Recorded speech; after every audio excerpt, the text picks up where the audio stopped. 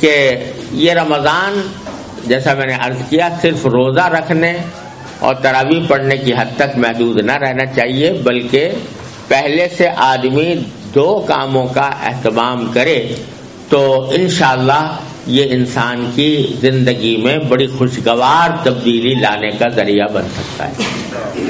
2 باتیں، ایک بات یہ کہ اس رمضان کے مہینے میں اس بات کا تو پکا عزم کر لے انسان کہ اس پورے مہینے میں انشاءاللہ کوئی گناہ نہیں کروں گا، ورنہ آپ سوچئے کہ رمضان کے مہینے میں آدمی نے اللہ تعالیٰ کے حکم کی خاطر کھانا چھوڑ دیا، پانی چھوڑ دیا۔ کھانا حلال تھا کہ حرام تھا؟ حلال تھا، مگر حلال کو بھی چھوڑ دیا۔ پانی پینا حلال تھا کہ حرام تھا؟ حلال تھا، مگر اللہ کے لیے چھوڑ دیا۔ جو چیزیں پہلے ہی سے حرام ہیں، جو روزے میں یا غیر روزے میں دونوں میں حرام ہیں، اگر وہ نہ چھوڑی تو پھر وہ روزہ کس کام کیسا ہوا؟ مثلا جھوٹ بولنا حرام تھا، جھوٹ بولنا روزے میں نہ چھوڑا۔ غیبت کرنا حرام تھا، غیبت کرنا روزے میں نہ چھوڑا۔ کسی کے اوپر نامحرم پر لذت لینے کی نگاہ غرض سے نگاہ ڈالنا حرام تھا، وہ نہ چھوڑا۔ کسی کو لڑائی کرنا، جھگڑا کرنا، دوسرے کو تکلیف پہنچانا عام حالات میں بھی حرام تھا، وہ نہ چھوڑا۔ تو بھائی جو حلال چیزیں تھیں وہ تو چھوڑ دی رمضان میں، لیکن جو پہلے ہی سے حرام تھی وہ نہ چھوڑی، تو یہ کیسا روزہ ہوا؟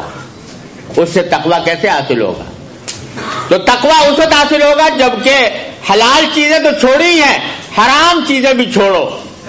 اس بات کا عزم کرو کہ کم از کم اس رمضان کے مہینے میں آنکھ غلط جگہ نہیں جائے گی، زبان کوئی غلط بات نہیں بولے گی، کان کوئی غلط بات نہیں سنیں گے، اور منہ میں کوئی حرام لقمہ نہیں جائے گا۔ یہ کیا بات ہوئی کہ سارا دن تو روزہ رکھا اور افطار کیا حرام غذا سے، ایسے آمدنی سے جو حرام تھی اس سے افطار کیا، دھوکہ دے کر فرض کرو کمائی حاصل کی، وہ حرام۔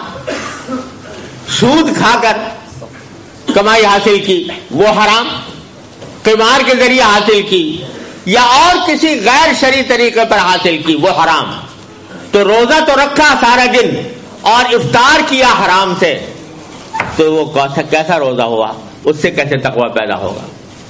لہذا اس بات کا اہتمام کرو کہ اللہ تعالی ہم سب کو اس کے اپنے فضل و کرم سے توفیق عطا فرمائے۔ رمضان کا مہینہ اس طرح گزرے گا کہ کوئی گناہ نہیں ہوگا،